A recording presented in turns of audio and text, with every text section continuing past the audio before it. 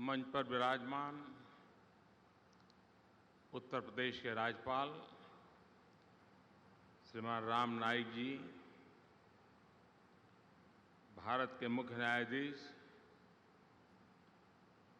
Justice कहेर जी, उत्तर प्रदेश के मुख्यमंत्री श्रीमान योगी आदित्यनाथ जी,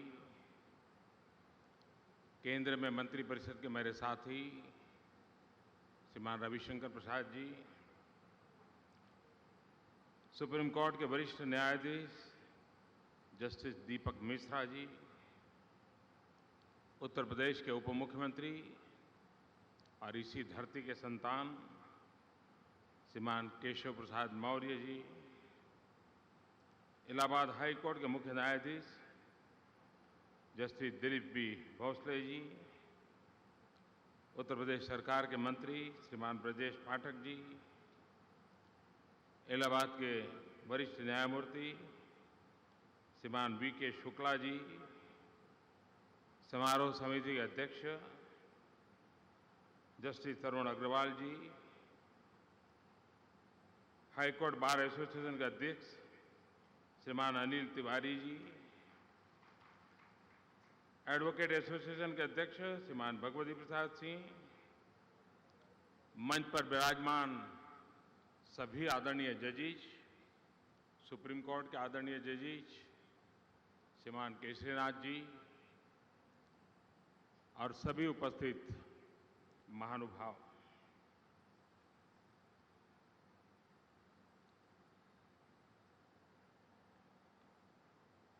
150 वर्ष इस समारोह का एक प्रकार से आज समापन हो रहा है। लेकिन साल भर चला ये समारोह समापन के साथ नई ऊर्जा, नई प्रेरणा, नए संकल्प और नए भारत के सपने को पूरा करने का एक बहुत बड़ी ताकत बन सकता है।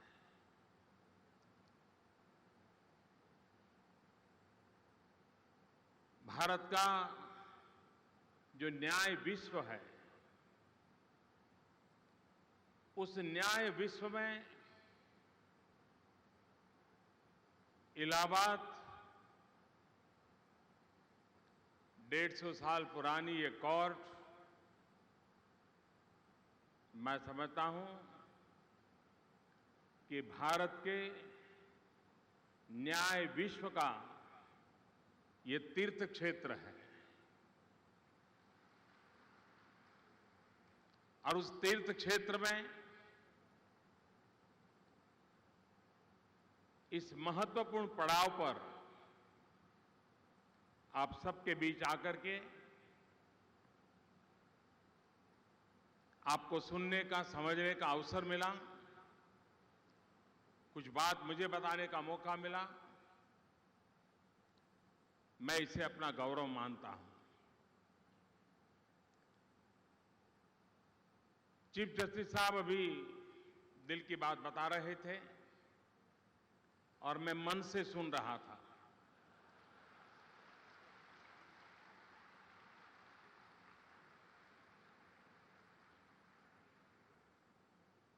मैं उनके हर शब्द में एक पीड़ा अनुभव करता था।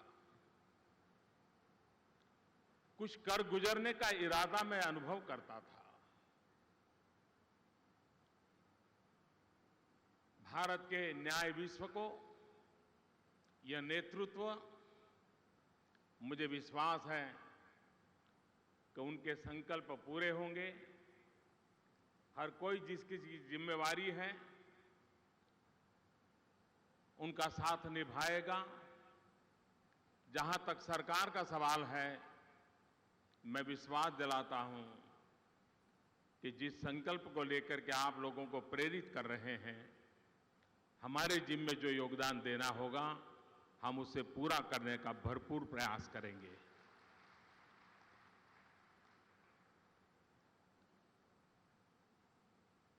जब इलाहाबाद कोर्ट के 150 साल हुए 100 साल हुए थे, शताब्दी का अवसर था। तब तो उस समय के भारत के राष्ट्रपति डॉक्टर राधाकृष्णन जी यहां आए थे और उन्होंने जो वक्तव्य दिया था उसका एक पैराग्राफ मैं समझता हूं, मैं पढ़ना चाहूंगा कि 100 साल पहले, 100 साल जब पूरे हुए, 50 साल पहले जो बात कही गई थी उसका पुनर्स्मरण कितना आवश्यक है। डॉक्टर राधाकृष्णन जी ने कहा था, कानून एक ऐसी चीज है जो लगातार बदलती रहती है।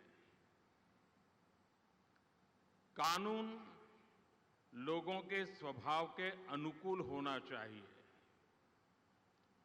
पारंपरिक मूल्यों के अनुकूल होना चाहिए और साथ ही कानून को आधुनिक प्रवृत्तियों और चुनौतियों का भी ध्यान रखना चाहिए। कानून की समीक्षा के समय इन सब बातों पर ध्यान दिया जाना चाहिए। किस तरह की जिंदगी हम गुजारना चाहते हैं, कानून का क्या कहना है, कानून का अंतिम लक्ष्य क्या है, सभी लोगों का कल्याण, सिर्फ अमीर लोगों का कल्याण नहीं,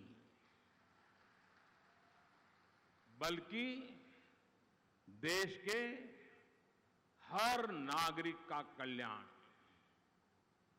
यही कानून का लक्ष्य है और इसे पूरा किए जाने का प्रयास किया जाना चाहिए। मैं समझता हूं कि डॉक्टर राधाकृष्णन जी ने 50 वर्ष पूर्व इसी धरती से देश के न्याय विश्व को, देश के शासकों को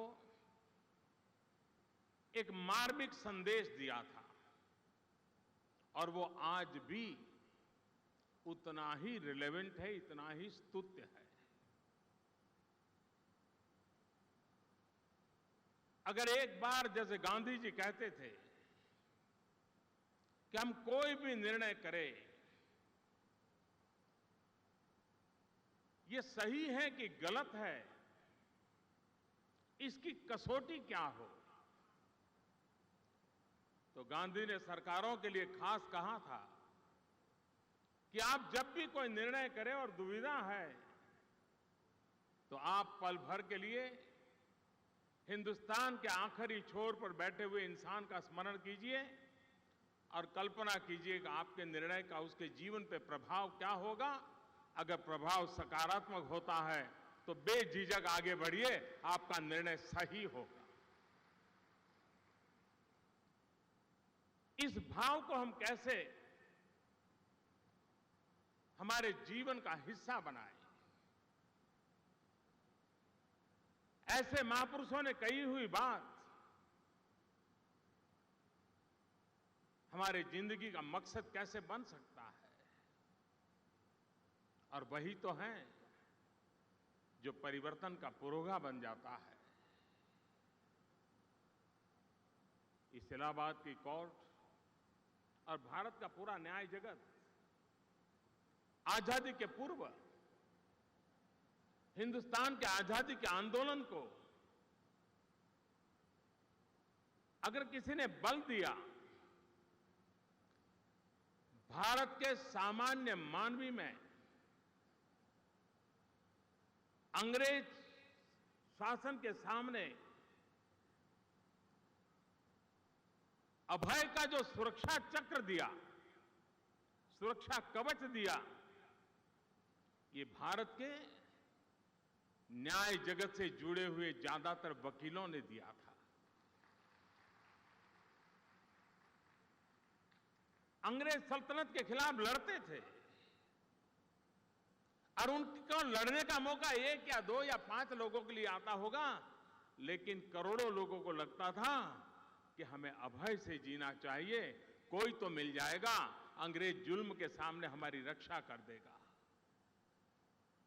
और यही तो पीढ़ी थी जिसने देश की आजादी के आंदोलन को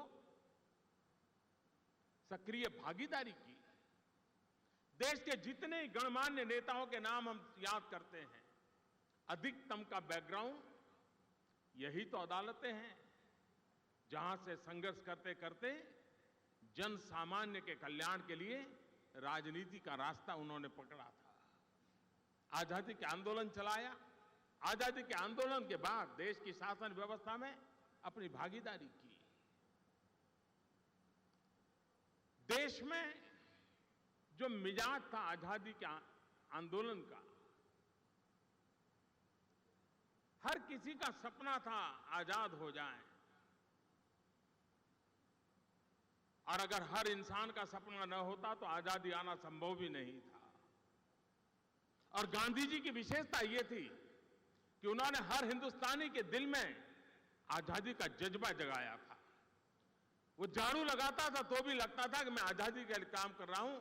वो प्रौढ़ शिक्षा का काम करता था तो भी उसको लगता था कि मैं देश की आजादी के लिए काम कर रहा हूं।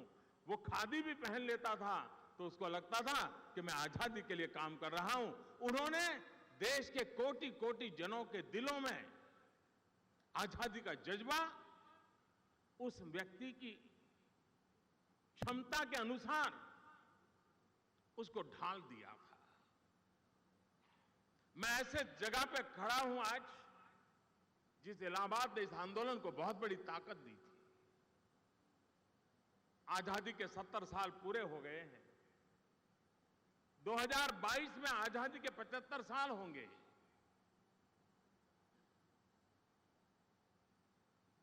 क्या इलाहाबाद से देश को प्रेरणा मिल सकती है क्या कि 2022 जो ललक, जो जुनून, जो त्याग, तपस्या, परिश्रम की पराकाष्ठा आजादी के आंदोलन में दिखाई देती थी, कई 5 साल के लिए 125 करोड़ देशवासियों में वो जज्बा पैदा किया जाए कि जब आजादी के 75 साल होंगे हम हिंदुस्तान को यहां ले जाएंगे।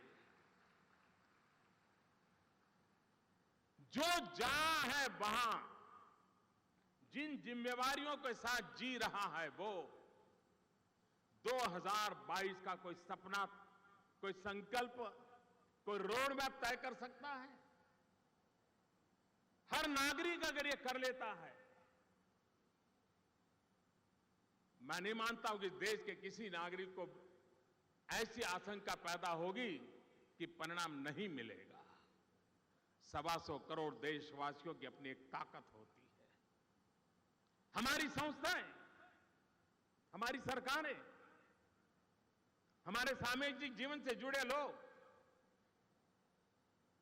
और आज जब 150 वर्ष की समापन समारोह में हम बैठे हैं तब एक नया संकल्प लेकर के जा सकते हैं कि 2022 तक हम जिस क्षेत्र में हैं उस क्षेत्र में जो डॉक्टर राधाकृष्णन जी ने कहा था वो, जो महात्मा गांधी ने कहा था वो, उन मूल्य आधारों पर हम देश के लिए कुछ कर सकते हैं क्या? मुझे विश्वास है चीफ साहब ने जो सपना देखा है, आप सबके दिल में भी जो आग है वो आग एक ऊर्जा बन सकती है, जो ऊर्जा देश के परिवर्तन के लिए काम आ सकती है। मैं भी आपको निमंत्रण देता हूं, मैं इस मंच के माध्यम से देशवासियों को निमंत्रण देता हूं कि आइए 2022 का कोई संकल्प तय करें। जब आजादी के 75 साल हो, जो आजादी के दीवानों ने देश के लिए जिस प्रकार से सपने देखे थे, उन सपनों को पूरा करने के लिए हम भी अपनी तरफ से कुछ कोशिश करें। मुझे विश्वास है 125 करोड़ देशवासियों के सपने, 125 करोड़ देशवासियों का एक कदम देश को 125 करोड़ कदम आगे ले जा सकता है। ये ताकत है, उस ताकत को हम कैसे बल दें, उस दिशा में प्रयास करने की आवश्यकता है। युग बदल चुका है। जब मैं चुनाव प्रचार कर रहा था 2014 में, मैं देश के कई लोगों के लिए अपरिचित था, मेरी पहचान नहीं थी। एक छोटे से समारोह में मुझे कुछ सवाल पूछे गए और मैंने कहा था,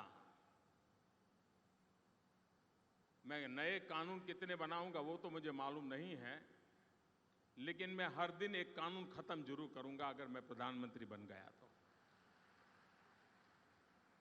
इस कानूनों की जंजाल सरकारों ने जो बनाई है,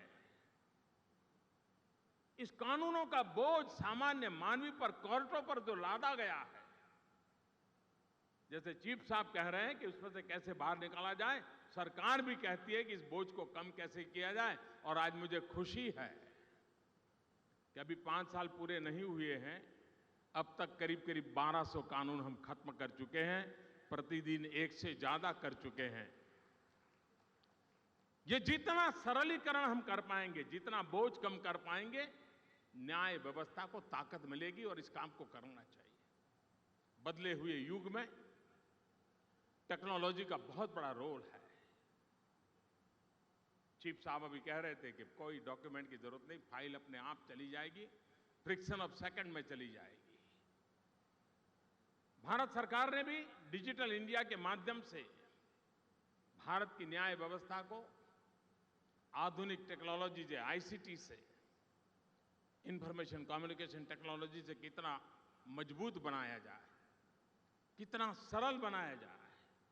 और पहले कोई जमाना था, जो आज जजेस के रूप में बैठे हैं, वे जब वकालत करते होंगे, उन्होंने एक एक केस की बारीकियों को लेकर के घंटों तक किताबों को उलटना पड़ता था।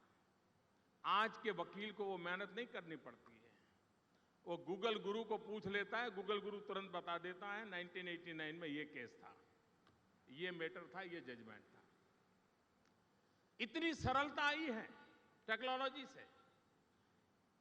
पूरे वकील बिरादरी के पास इतनी बड़ी ताकत आई है कि क्वालिटी ऑफ बहस, अत्याधुनिक इंफॉर्मेशन के साथ तर्क, ये हमारा बार अपने आप को टेक्नोलॉजी की मदद से सज्ज कर सकता है। और जब कोर्ट के अंदर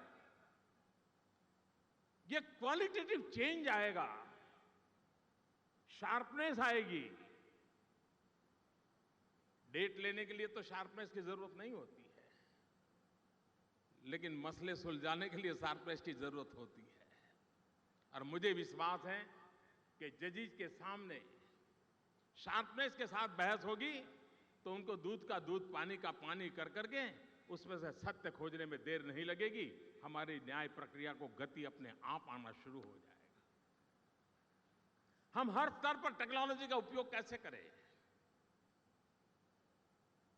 आज हम डेट जब देते हैं, आएंगे, 2 मिनट लेंगे, बात करेंगे, अच्छा फलानी तारीख, डिग्री तारीख, ये सारी मोबाइल फोन पर एसएमएस से डेट देने की परंपरा क्यों न खड़ी की जाए। आज एक अफसर कहीं नौकरी करता है, उसके जमाने में केस हुआ है, उसकी ट्रांसफर हो गई है, लेकिन अगर उसके जमाने का केस निकलता है तो उसको नौकरी छोड़ करके, अपना इलाका छोड़ करके कोर्ट में जाकर के खड़ा रहना पड़ता है। क्यों न वीडियो कॉन्फ्रेंस से ऐसे लोगों की सुविधा हम खड़ी करें ताकि कम समय में जो चीज पूछनी है पूछ ली जाए, ताकि उस अफसरों का समय भी शासन के काम में लग सके। ये सारी चीजें, जेल से कैदियों को अदालत में लाना, सुरक्षा का इतना खर्चा होता है और उस मार्ग में क्या क्या नहीं होता है सब जानते हैं। अब योगी जी आए हैं तो शायद वो बंद होगा।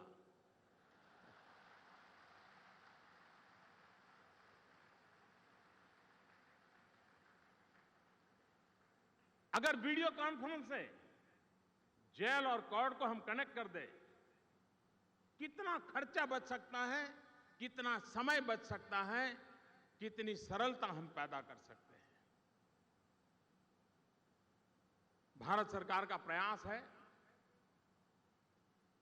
कि हमारी न्याय व्यवस्था को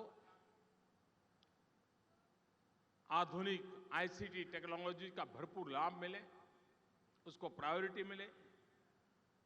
मैं देश के स्टार्टअप वाले नौजवानों से भी कहूंगा कि वे भी देश की न्याय प्रक्रिया के लिए अपने स्टार्टअप में नए नए इनोवेशन करें, वे भी टेक्नोलॉजी के माध्यम से जुडिशरी को ताकत दे सकते हैं। अगर जुडिशरी के हाथ में उस प्रकार के नए इनोवेशंस आ जाएं, मुझे विश्वास है जुडिशरी के लोग इसका उपयोग कर करके एक गति लाने में बहुत बड़ी मदद कर सकते हैं। तो एक चहुं दिशा में अगर हम प्रयास करेंगे, एक दूसरे को पूरक बनेंगे, तो इच्छित परिणाम लेके रहेंगे। मैं फिर एक बार दिलीप जी को, उनकी पूरी टीम को, यहां सभी आदरणीय जजेस को, बार के मित्रों को 150 वर्ष की इस यात्रा के समापन के समय पर आदरपूर्वक बहुत बहुत शुभकामनाएं देता हूं। और मुझे विश्वास है कि 2022 भारत के आजादी के 75 साल का सपना संजो करके यहां से चलें। जितना हो सका जल्दी उस सपने को संकल्प में परिवर्तित करें और उस संकल्प को सिद्ध करने के लिए अपनी सारी क्षमताओं को जुटा दें, देश को नई ऊंचाइयों पर ले जाएं। न्यू इंडिया का, न्यू जनरेशन के लिए जो सपना है उसको पूरा करने का हम सब प्रयास करें। इसी एक अपेक्षा के साथ मैं आप सबका बहुत आभारी हूं। धन्यवाद।